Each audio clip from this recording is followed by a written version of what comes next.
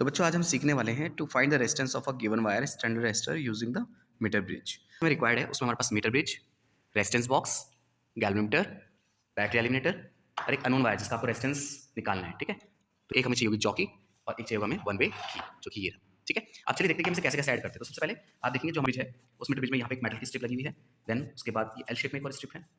अब हम क्या करेंगे, फटाफट से करते हैं कनेक्शन।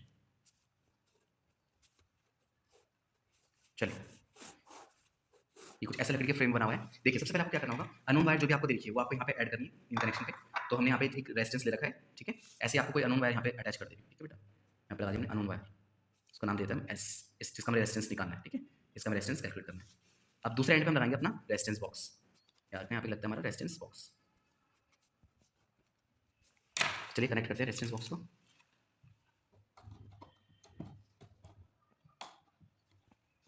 रेजिस्टेंस बॉक्स का एक एंड आप यहाँ पे कनेक्ट करेंगे और रेजिस्टेंस बॉक्स का दूसरा एंड दूसरी तरफ।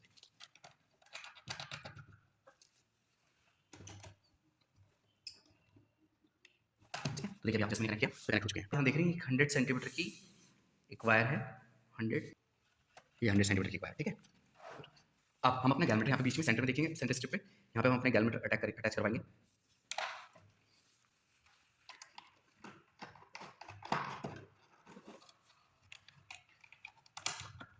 और गैलमीटर का दूसरा एंड जो कि आप देख रहे हैं वहाँ पे, गैलमीटर का जो दूसरा एंड होगा उसे हम लगाएंगे बच्चों जॉकी के साथ। देखिए जॉकी है और जॉकी के दूसरे एंड को हम गैलमीटर के साथ,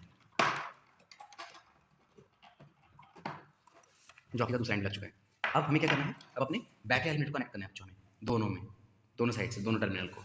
तो सबसे पहले एक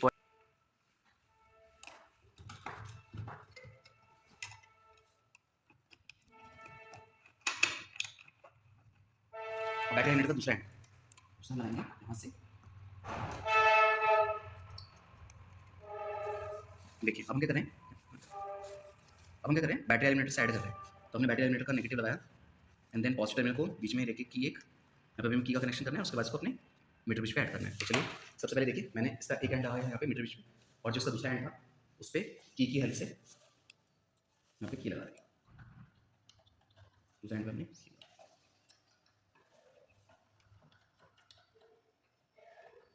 ठीक है, अब की का वाला एंड हमें कहाँ जोड़ना है, अपने सर्किट को कंप्लीट करने यहाँ से यहाँ पे।